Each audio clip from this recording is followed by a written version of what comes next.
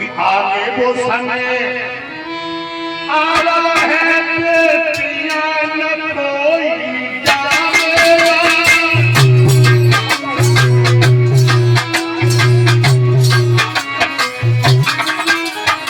ये भैया आप किसी बहन बेटी का धर्म सारथ नहीं है। इज्जत लेने के लिए भेजा रोडों पर घूम रहे थे, रोडों पर बात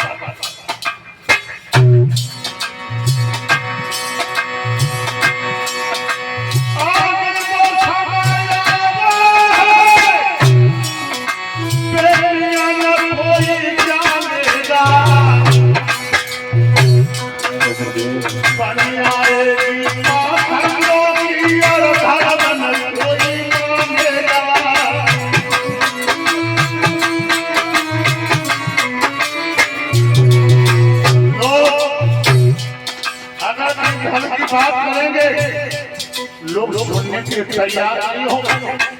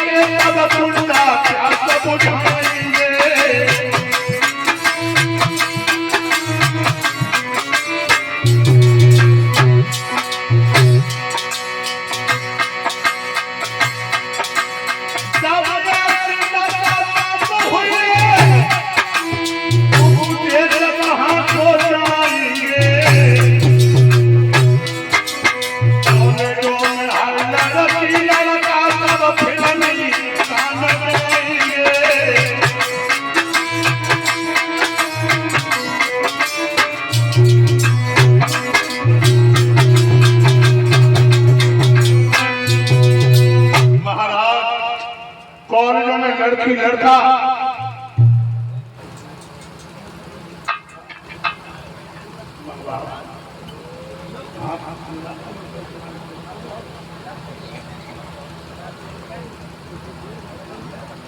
मेरे भाई प्रेमियों,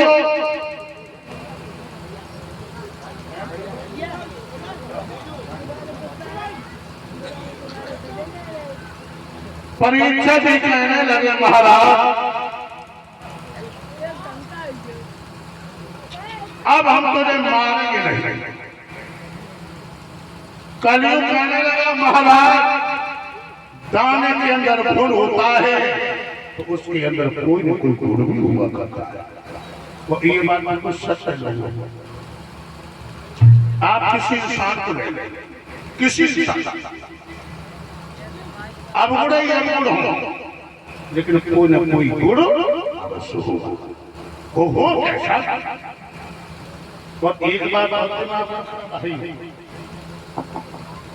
आप किसी इंसान के पीछे पड़ जाओ और कमियां देखने लगो तो तुम्हें कमियां ही नजर आएंगी, भलाई नजर नहीं आएगी, क्योंकि आत्मा गंदी है। कलयुग कहने महाराज मेरे अंदर गुण है तो बताओ, तो आपको बताओ क्या लगे बताओ। पहला गुण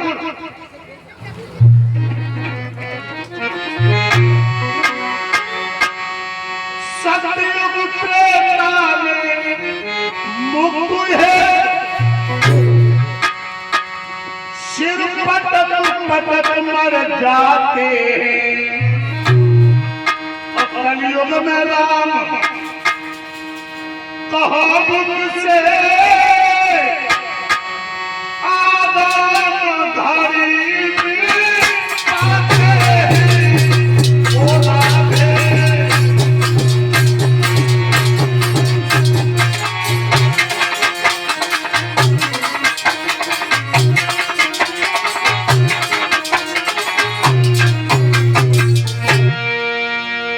सतयुग त्रेता कलयुग में लोग भजन किया करते थे संत भगवान, मुक्ति नहीं मिलती थी। और महाराज कलयुग में राम पर घर में आराम ले। अब आप लोग चौंक पड़े और शास्त्री जी हमें लगा तुम बना ड्यूटी का हम भागवत कराए रहे 10-10 क्विंटल को भंडारों कर रहे हैं और तो कोई फल ना है। लेकिन भक्तों राम राम कहो कैसे,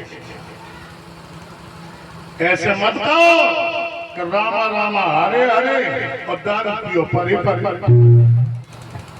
तो का फायदा कि मन में राम बगल में ईटे और मिलिए राम धमक दे ईटे। और कलयुग काल में महाराज दूसरों गुण सतयुग त्रेता में मनसा पाप कहता था।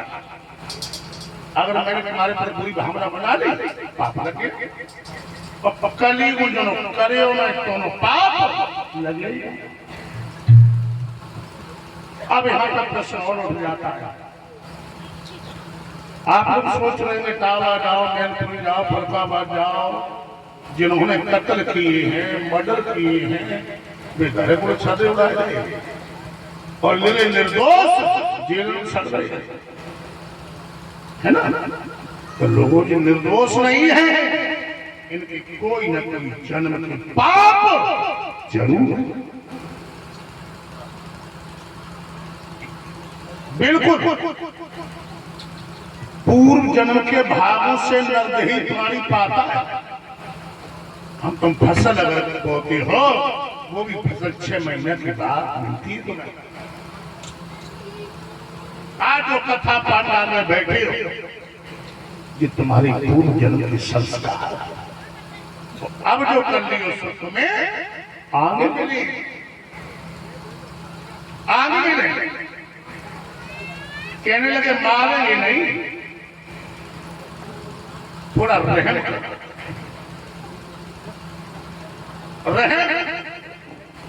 हम बताएं तुम वहां पर रहो। देखिए अब अपनी अच्छी बात आ गई। परीक्षित महाराज ने कलयुग को स्थान दिया। तो आज देखकर लोग क्या कहने लगते हैं भैया अब तो कलयुग आइए, कलयुग आज तो हीर के स्थान दिए भागवत में। अच्छा एक बात बताओ, यहाँ पर भगवान की कथा चल रही है, जहां पर अमृत बरस रहा हो वहां पे जहर क्या करेगा बताओ। कलयुग कहाँ है और कहां पे स्थान दिए परीक्षित ने कलयुग। हर जगह कलयुग नहीं है, कहां बताया कि जिस जगह जुमा की बानी हो, झूठी चपोड़ियां चलती हो,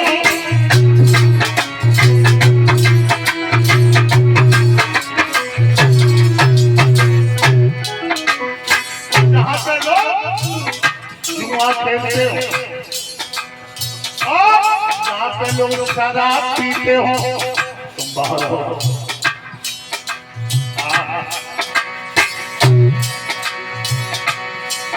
जिस जगह दूसरे के धन पर कर्जन से लगाते हो, जिस जगह प्रापों के सिर पर लुटा बदला उड़ाते हो,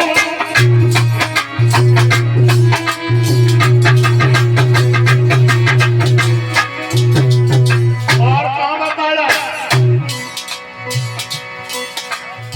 जहाँ पे पवित्र स्त्रियां रहती हो तुम बाहर रहो,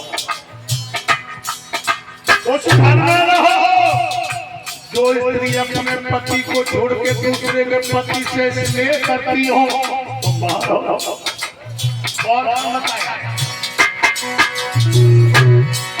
उस द्वार पर जाकर के रहना, भाई का दुश्मन भाई हो, उस घर में जाकर के रहना तो सास बहू लड़ाई हो।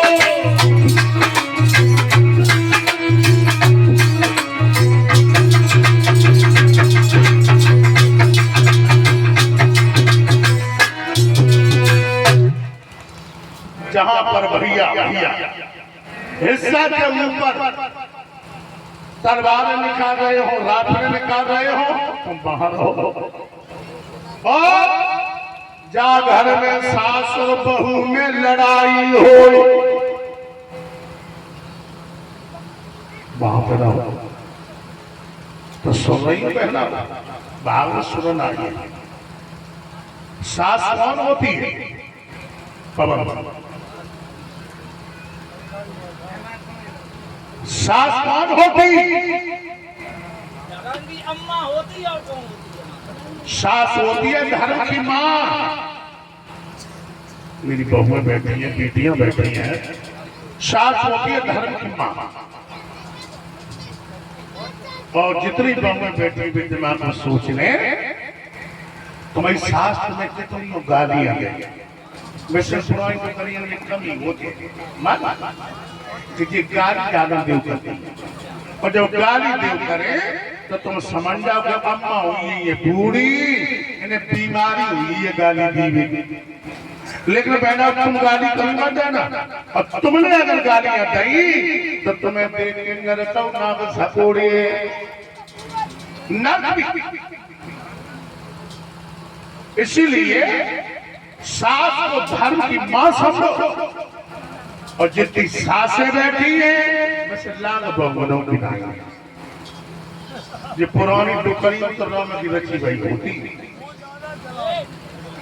बहू पहनने की गलती बन जाए और लला चौपला से लोटी और नहीं पर मोटरसाइकिल ठाड़ी और नहीं कर पाई, एक कानून से लग गई। और तब तक लगी नहीं, तब तक लगी नहीं जब तक बहू को पिटवा गई। तो जितनी सासें बैठे हुए दिमाग में सोच ले कि जो तुम्हारे लड़का के पीछे लड़की आई है बहू बन के, ये भी तो किसी की बहन है, किसी की बेटी है ना? ये भी तो किसी की बहन बेटी है ना? अगर कोई कमी बन जाए तो इसकी शिकायत हो उसके पति से न करना। और जितनी सासें बैठी तुम कथा सुनन आई हो, तुम्हें आज तुम बढ़िया टेबलेट देवे, तुम बहू से खूब लड़ियो, खूब गाली दियो, लेकिन तुम एक काम न करियो, तुम बहू के दिल से कबो न उतरियो। बता, एक तो तुम टोला मोहल्ला में बैठ के बहू के मैं के कबो बुराई न करियो। नंबर 1। और नंबर 2, बहू के मैके के भरे उतरे भाई हो, तुम्हें कबू पैर न छुआ तो हो। और तुम टोला मोहल्ला में जब बैठो तो देखो तुम आएगी सामने जब बहू भैया आते तो कम से कम हमें 1100 रुपया दे के जाते। कब दिल से नहीं उतरे। कलयुग में महाराज सब गंते जगह बताई गई, नीची जगह एक लोग नहीं बताई। कहने लगे क्या तुम सोने में वास करो। दिल्ली के राजा परीक्षण पाने थे मुकुट, और मुकुट में जड़ा था सोना, बाद में लेता हुई सोने में। अब यहाँ पे फिर शंका फंस गई। भगवान क्या कह रहे कृष्ण कि पक्षियों में हम मोर हैं, पशुओं में हम गाय, और धातुओं में हम सोना है। और जहां पे भगवान का वास होगा वहां पे कलयुग का वास कैसे हो जाएगा बताओ? असंभव है ना। ये सोने में वास। सो रही है बहना, कथा सुनना आई है सोना और पहले बंद करती तो तुम्हारे घर तो सोना धारो हो आज छोड़ दे कर सब भागों में चढ़ाई दी। हम सब बचे ले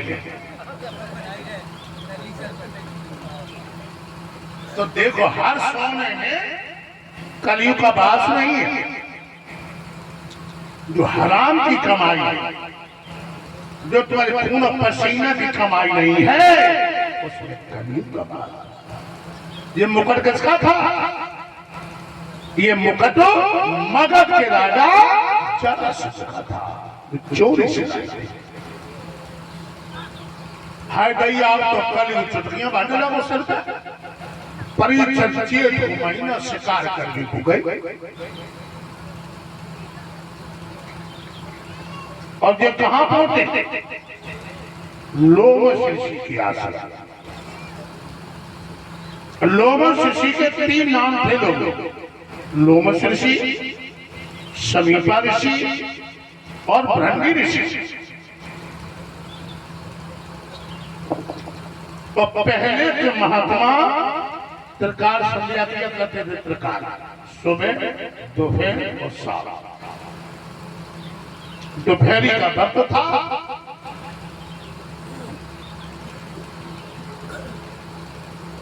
जेठ को महीना भयंकर लू चल रही है और परीक्षित महाराज को प्यास है।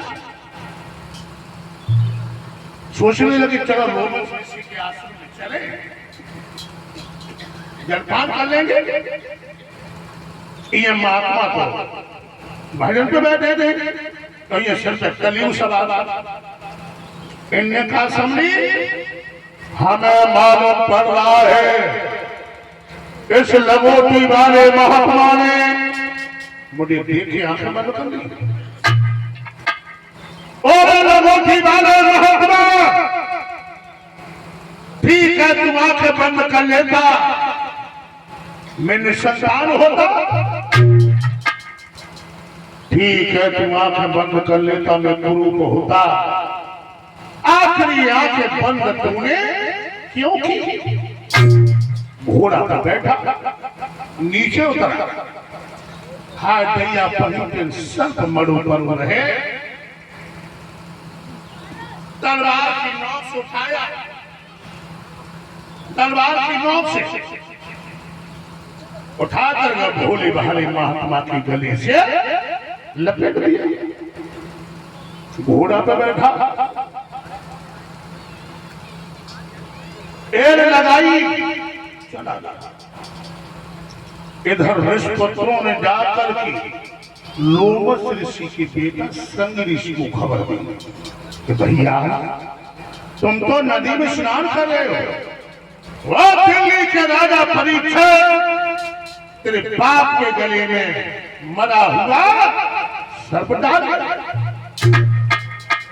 आग बबूला हो गया। एकदम से भागा, अपने बाप के सामने हाथ में जल लिया और दिल्ली के राजा परीक्षित को श्राप दिया। क्या?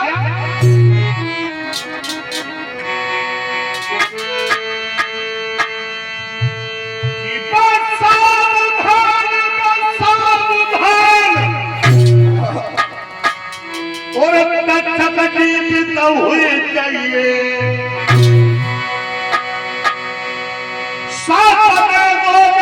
पापी को दुनिया से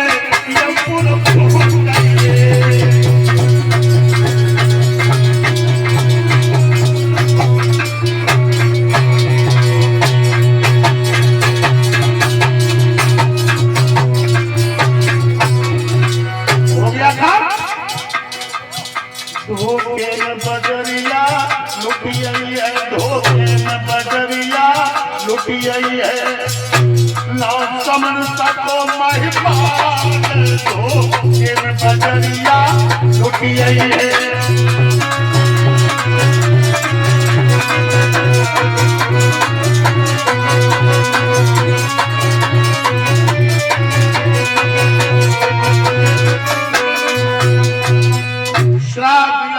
दिल्ली के राजा परीक्षित आपके साथ में रो तुझे तक्षक बसेगा और तेरी मृत्यु हो जाएगी, मृत्यु हो जाएगी। दिल्ली के राजा चले गए। इधर लोमश ऋषि को पता चला कि मेरे बेटा ने ऐसे धर्मात्मा राजा को श्राप दे दिया, क्योंकि दिल्ली के राजा परीक्षित धर्मात्मा राजा, लेकिन दोस्त कलियुग सवाल। अपने शिष्य को बुलाया। कौन नाम के शिष्य को कहा कि जाओ दिल्ली के राजा परीक्षित को अवगत कराओ, आज के 7 में रोज तक्षक डसेगा और उसकी मृत्यु हो जाएगी, और सब का डसा हुआ इंसान कभी उत्तम गति नहीं पाता। और दिल्ली के राजा परीक्षित ने जो मुकुट उतार के नीचे रखो, आत्मा से आवाज आई, पा पा पा, और तो खेल भी गई। तो भक्तों, जब आप दिमाग में रख रहे भाला बाले से बच जाओ, भाला बाले से बच जाओ, लेकिन जब माला वाली की चोट नहीं झेले, जाके चोट नहीं झेली है, और जब लाठी में आवाज नहीं है, बेआवाज, अब आ जाओ दिल्ली के राजा परीक्षित में श्राप ना दूसरा हमें तुम्हें सभी को है, क्योंकि हम तुम 7 ही दिन में आए हो और 7 ही दिन में भगवान ने 8वां दिन ही नहीं रचा। 2 ही सत्य संसार में, एक मौत और एक परमात्मा है ना। मौत हमको भूल जाता, मौत भूलिए ही ना, अपने समय से आइए और तो लेके चलिए, तुम भूल जाओ।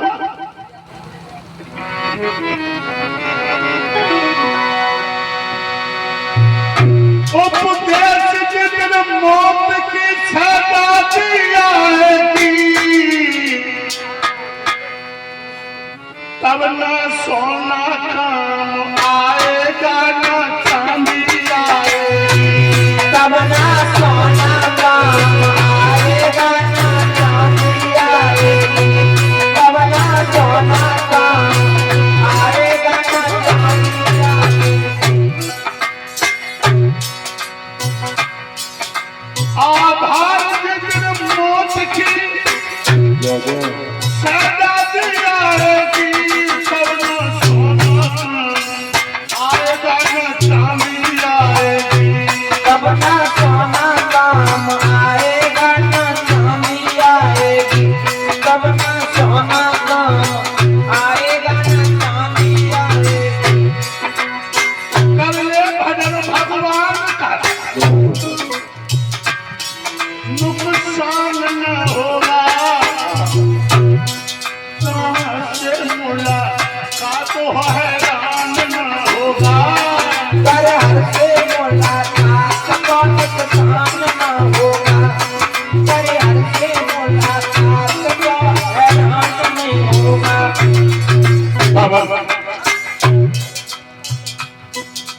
और ज्यादा कुछ नहीं चाहिए,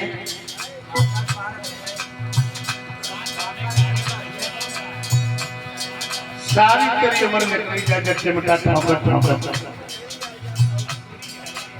और तेरी निकल गई, लेकिन तूने कभी भजन में बैठ के करो।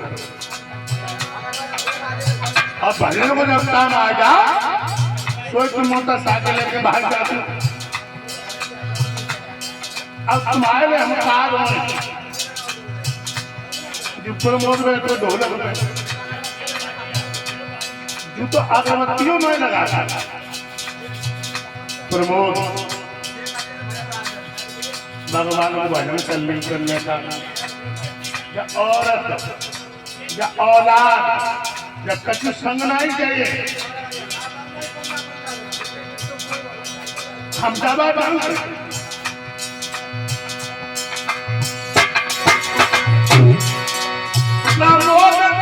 जीवन में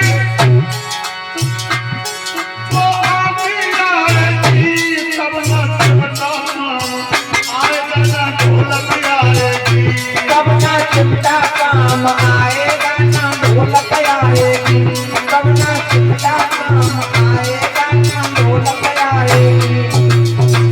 भैया खबर सुने की आवे। लोगों कौन से कौन है? जब परमात्मा कौन होता है ये सब पहला हो जो नकली किया कौन ना क्या क्या कर चुका हूँ, आगे क्या क्या करूंगा ये याद है मुझे। क्या क्या कर चुका हूँ ये याद है मुझे, आगे क्या क्या करूंगा। मरने के बाद एक खता हम तुमसे और होगी, ये दुनिया पीछे चलेगी मैं तुम्हारे कानों में। जब दुनिया बड़ी बेढंगी है, जब दूल्हा दुल्हन को लेने जाते तो बरातियां कहाँ है? आगे है ना, और दूल्हा पीछे। और जब परमात्मा जो दोनों कराना तो तब दूल्हा आगे बराती पीछे। वो भी संदेशा दे रहा है, ए लोगों जिस रास्ता को तुम भूले हो वो रास्ता नहीं याद दिला रहा, याद दिला रहा।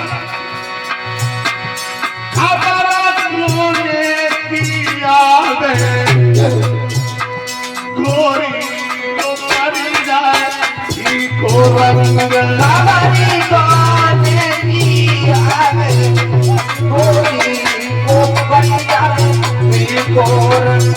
हमारी गाने की आवे, गोरी को परी जाए को रंग। छूटी गई बाबुल की गलियां, छूटी गई बाबुल की गलियां, छूट जाए सवरी हाय सखियां, छूट जाए संगति सब सखियां। अब क्या हुए? तेरा तेरा मदन तू जावे। कौन सा डोला छठी को पहनाओ, डोला तेरा मदन तू जावे। मरा नो चलिए तेरे साथ डोला मटक तू जावे, मरा मटक चलिए सवई संग। डोला मटक तू जावे, मरा मटक चलिए सवई संग।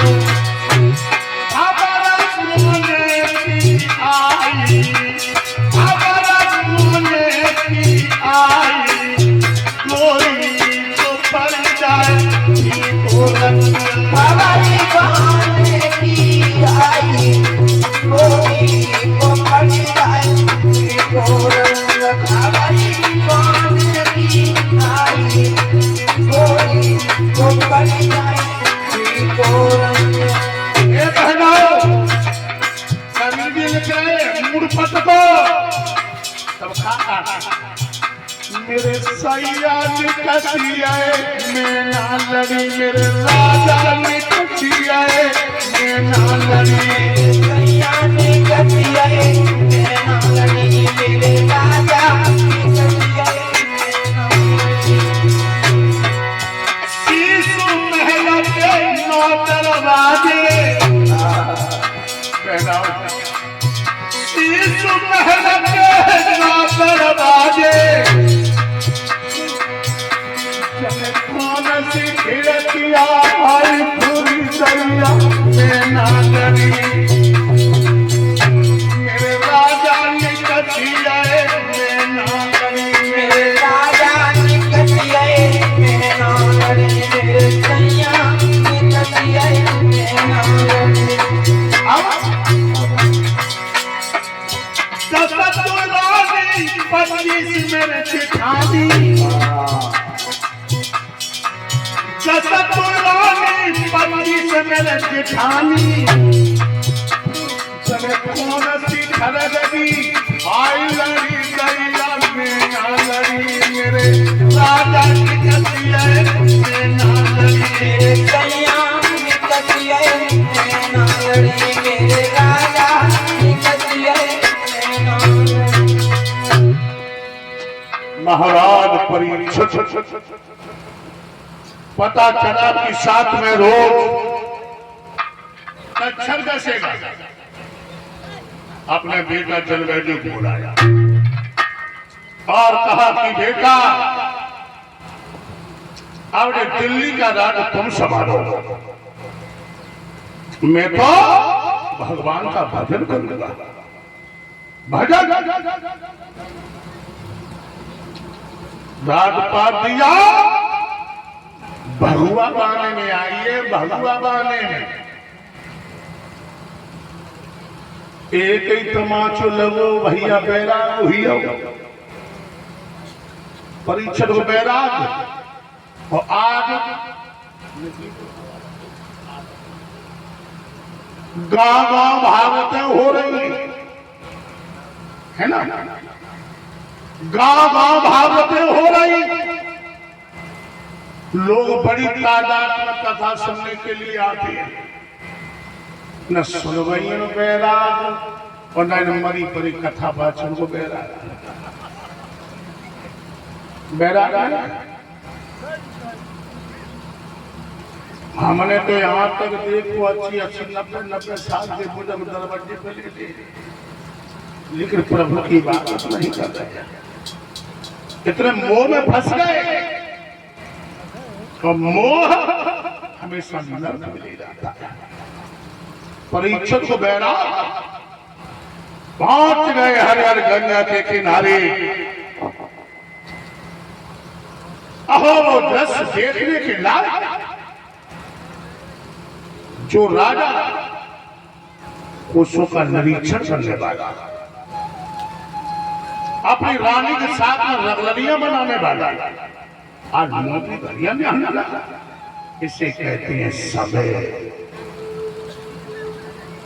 समय से कैसे करवाता है? भरद्वाज जम कर्म करता, नारद वशिष्ठ पाराशर 88,000 ऋषि आ गए, घेर लिया परीक्षित जी को घेर लिया और अपनी अपनी बुद्धि के द्वारा मुक्ति का दायरा बताने लगे। जब मुक्ति का दायरा बताने लगे और तब तक व्यास पुत्र सुखदेव भगवान का पदार्पण हुआ। बोलिए सुखदेव भगवान की। सुखदेव भगवान का पदार्पण हुआ, सबने सम्मान किया। व्यास ने भी अपने बेटा को प्रणाम किया, क्योंकि व्यास की नजर में सुखदेव बेटा नहीं थे, भगवान थे। सुखदेव भगवान पहुंचे परीक्षित जी के सामने और कहने लगे, हे परीक्षित महाराज, तेरी मुक्ति में जरा भी देर नहीं लगेगी। हृष्टो हृष्टो भागवता तरति, भ्रष्ट से भ्रष्ट जी इस भागवत रूपी नौका पर बैठ करके भवसागर से पार उतर जाता है। तुम भगवान की पावन कथा को श्रवण करो, तुम्हें मोक्ष प्राप्त हो जाएगा। परीक्षित जी रोने लगे, हाथ जोड़ के कहने लगे, सुखदेव भगवान, शब्द का डसा हुआ तुम गति नहीं पाता है, भगवान की कथा श्रवण कराओ। सुखदेव भगवान कहने लगे, परीक्षित जी कथा तुम श्रवण कराएंगे, लेकिन कथा सुनने से पहले तुम्हें नियम सुनने पड़ेंगे। और लोगों ये बात मैं बताना मुझे समझता हो, आपके क्षेत्र, आपके गांव में अगर कई भगवान की कथा होती, जितने माता बैठे भैया बैठे सुनने के लिए जाओ, कपड़ा भले फटे पुराने हो, साफ और स्वच्छ। नंबर 1। नंबर 2, जब कथा सुनने के लिए जाओ तो मेरे ठाकुर के लिए कभी खाली हाथ न जाओ। इसका मतलब ये नहीं कह पैसा भाई ना, तो पुष्प तोड़ करके मेरी बांके बिहारी के चरणों में करो, उसके बाद कथा समझ करो, कथा पंडाल में बैठ जाओ, अपने रूप का अपने बल का कभी घमंड नहीं होना चाहिए, घमंड नहीं होना चाहिए। और ये नहीं सोचना चाहिए हमारे पास में कोई अदर जात का बैठा था और जिससे बाद और विपक्ष से मतलब नहीं होता, कथा का फल उसी प्राप्त होता है, उसी प्राप्त होता है। सुखदेव भगवान कहने लगे तो परीक्षित जी कहने लगे महाराज सही है, यज्ञपति कौन है यहाँ पे?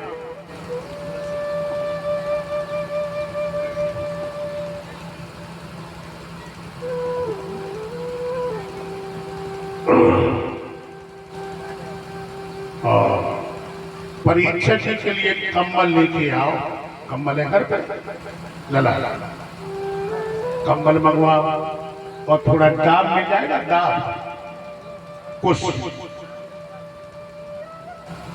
एक कार्य करता है, थोड़ा दाब ले ले,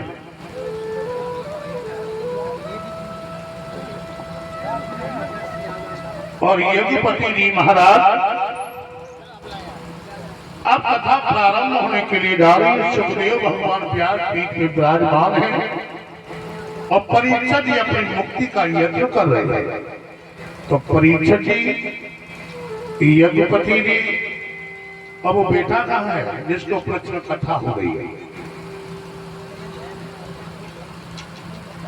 वो बेटा कहाँ है? उसे बुलाओ, 5 लोग आ जाओ और घर के जो भी लोग हैं, घर के जितने भी लोग हैं वो आ जाए। वरुण कितने बने हैं? वरुण जिन्होंने पीला गमछा धारण किया है वो कितने हैं? 11 हैं कि 21 है? कितने हैं? 100। अरे भाई, तो जितने वरुण लोग बैठे हैं, वरुण लोग जितने मौजूद हैं, 100 तक इकट्ठे अब नहीं हो पाए, जितने हैं उतने ही आ जाओ।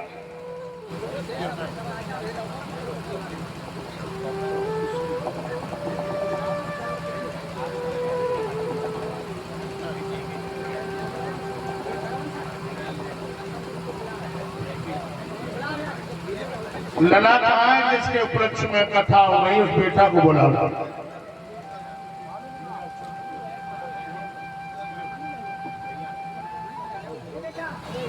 आजा भैया, जल्दी आजा, कथा का प्रसंग आगे बढ़े। सुखदेव भगवान व्यास पीठ पर मौजूद हैं और मेरे परीक्षित महाराज यज्ञपति महाराज वरुण भागवत का पूजन करने के लिए जा रहे हैं।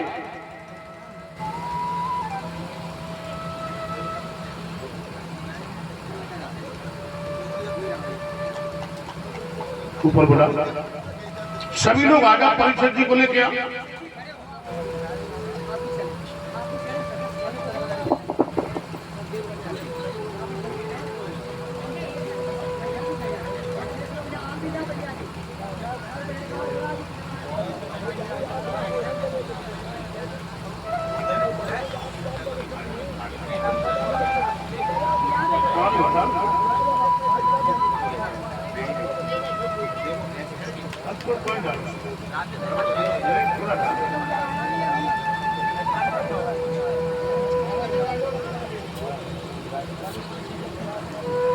बड़े लोग भैया हैं, जितने आ जा सको उतने आ जाओ और लास्ट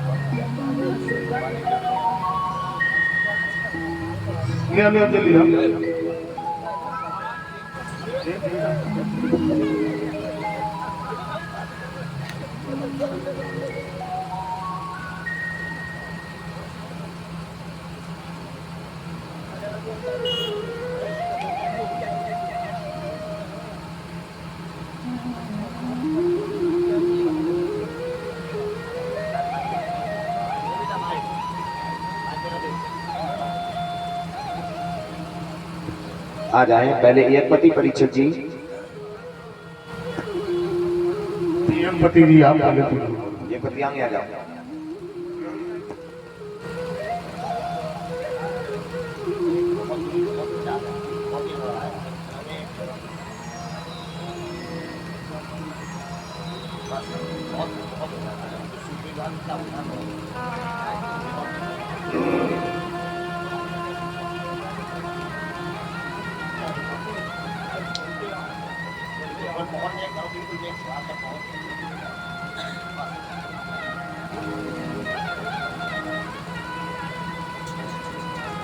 आप आ जाओ जी, आप आ गया।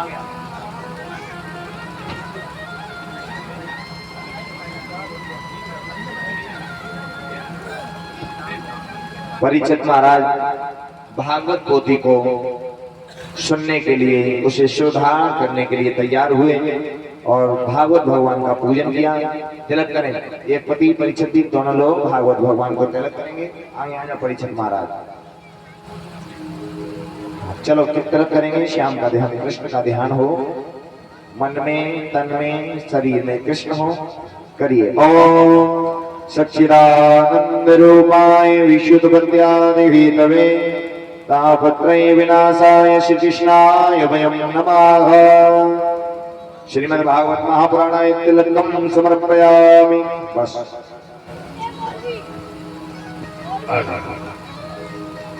माता परीक्षक आप उसमें पुष्प ले लो और भागवत का काटी पूरी उसका दक्षिणा सम्मान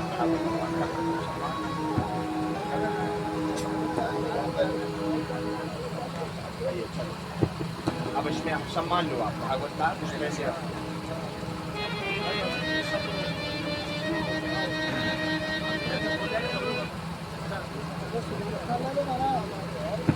आप लोग पुष्प इत्यादि ले लें। सम्मान जी बोल करो सम्मान तो आप करते ही रहे हो जो भी है।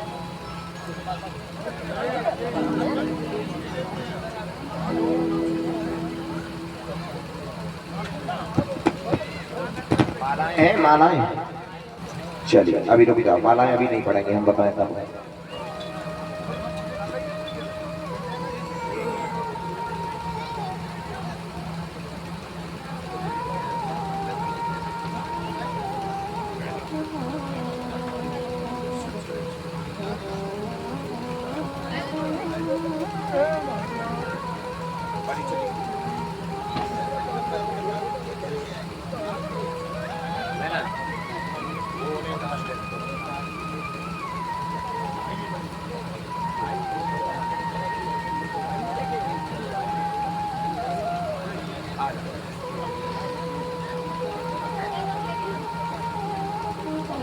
आप इधर से आ जाओ आप।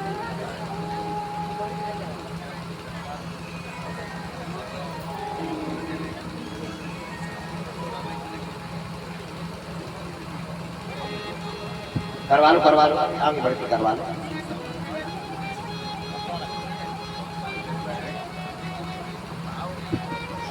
चलिए कन्हैया का ध्यान करें परीक्षित महाराज और ये विचार करें, हे देव मैं आपकी कथा को श्रवण करने के लिए तत्पर हूँ, मुझे श्रद्धा और भाव दें।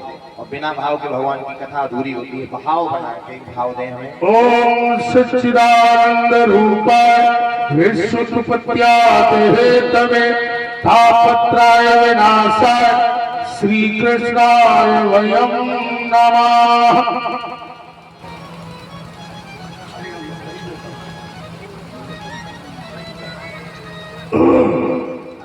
जाएंगे नहीं है साइड में साइड में जाने लग जाएगा। हमारे अंदर सम्मान प्यार पुष्प आ जाओ बर लोग, सभी लोग आ जाओ, तिलक करके जाओ भैया।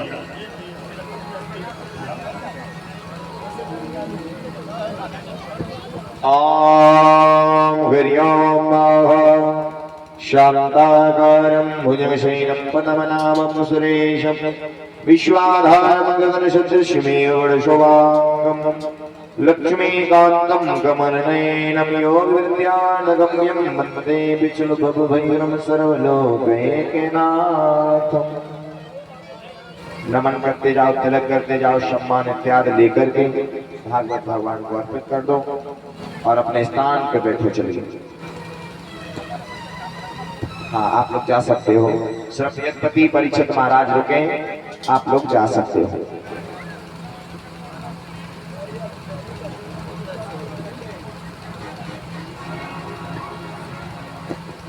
चलिए आप लोग चलिए, सब लोग धीरे धीरे नीचे।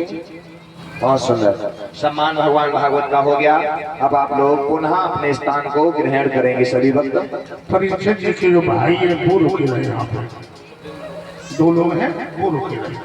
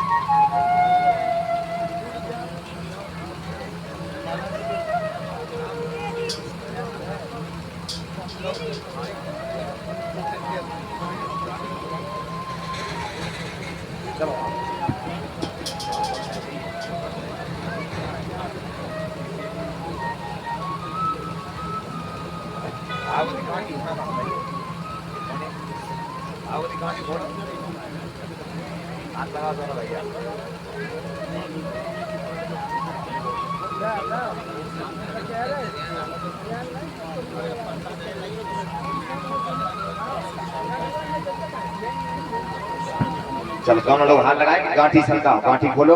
भागवत पोथी की दिखाई नहीं, बंद करें और यहीं पे रखिए और दोनों लोग हाथ लगा दो। सब लोग तालियां बजा दो बड़े भाव से। भागवत भगवान की गांठी खोलते हुए परीक्षित महाराज अपनी सदगति का उम्मीद लेकर के भगवान भागवत को नमन करते हुए बोलिए श्रीमद् भागवत महापुराण की जय। चलिए अब 1 मिनट ठहरे।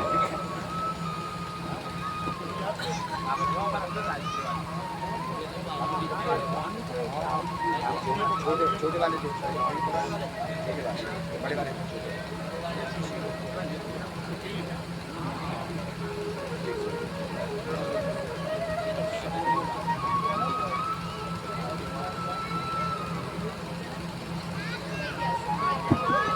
रखो भागवत पोथी भी।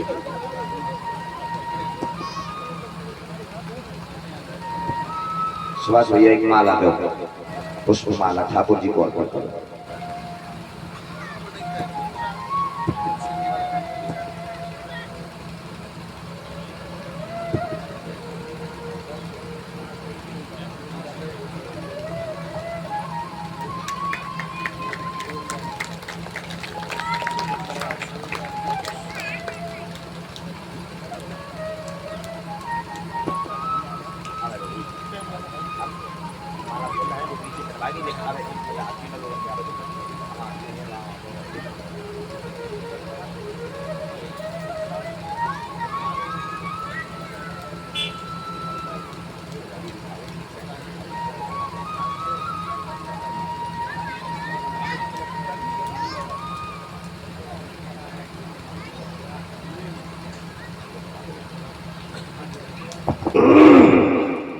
मेरे भगवत प्रेमियों, आज हमारे यज्ञपति महाराज परीक्षित महाराज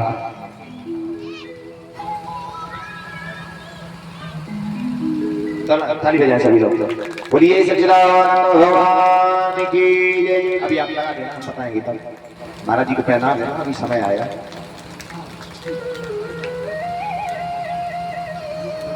चलिए अब तिलक लेकर के आप ब्याज जी का सम्मान करेंगे। ले दोनों भैया तिलक करें महाराज जी को। ये वाला तिलक और थोड़ा करना है।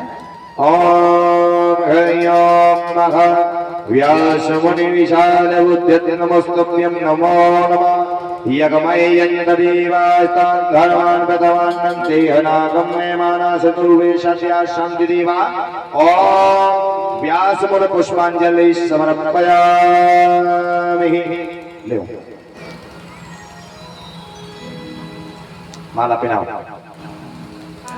ये आपको यहाँ पर सदगति की रास्ता दिखाएंगे। 7 दिनों में आप लोगों को बड़े भाव से ये जो है कथा श्रवण कराएंगे। इन्हें भगवान सरस्वती मैया की कृपा, कृष्ण कन्हैया की कृपा इनके ऊपर सदैव बरसती रहे, जो आपको अपने अमुक बाणी के माध्यम से सदगति की रास्ता बताएं। बोलिए सतगुरुदेव भगवान की। बहुत सुंदर। अब आप इन्हें जो भी सम्मान में इनका सम्मान, व्यास जी का सम्मान करें। पुष्प, मुद्राएं, सोना, चांदी जो भी है आपका, जो भी संस्था है जो भी है आप सम्मान करें। सभी लोग बड़े भाव से एक बार जयकारा लगाएंगे। बोलिए श्रीमद् भागवत महापुराण की।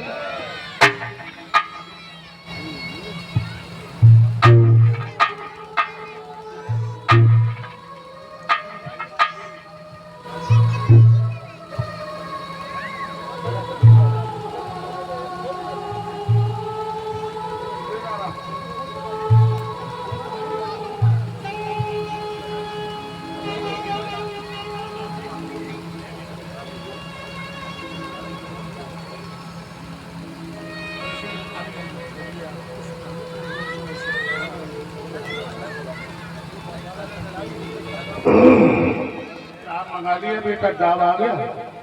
कहाँ है बुढ़ा गद्दा नीचे लगाओ। कम्बल नहीं मंगाया, कम्बल आ गया तो कम्बल रखवा वहाँ पे। अब परीक्षा जी के गद्दा पे अब कोई नहीं बैठेगा, ठीक है? केवल सिर्फ परीक्षा जी और यज्ञपति जी महाराज।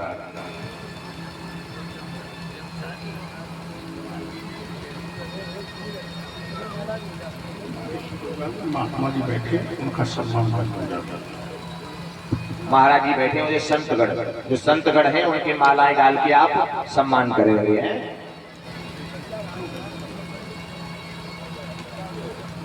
ले ले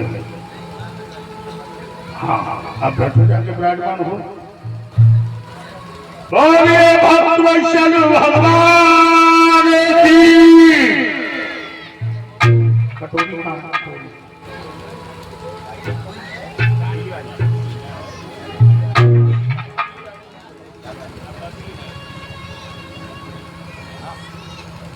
एक बेटा इधर आ जाओ, एक आप लोग आ जाओ।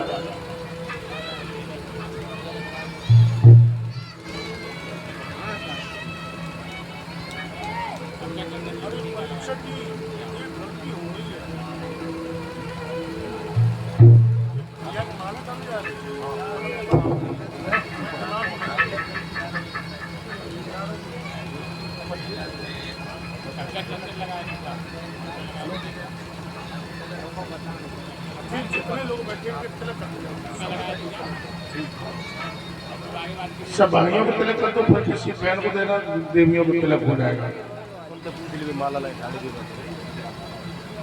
तिलक कर दो।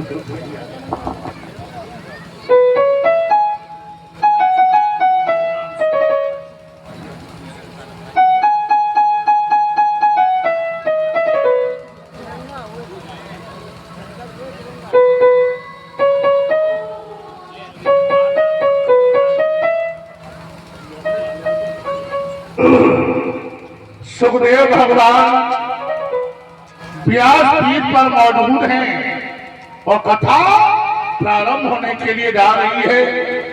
तो सभी भक्त लोग बड़े प्रेम से भगवान का कीर्तन बोलेंगे, कीर्तन बोले बड़े प्रेम से। और माताएं नाच नाच के बधाई डालें। सुखदेव भगवान विराजमान हैं।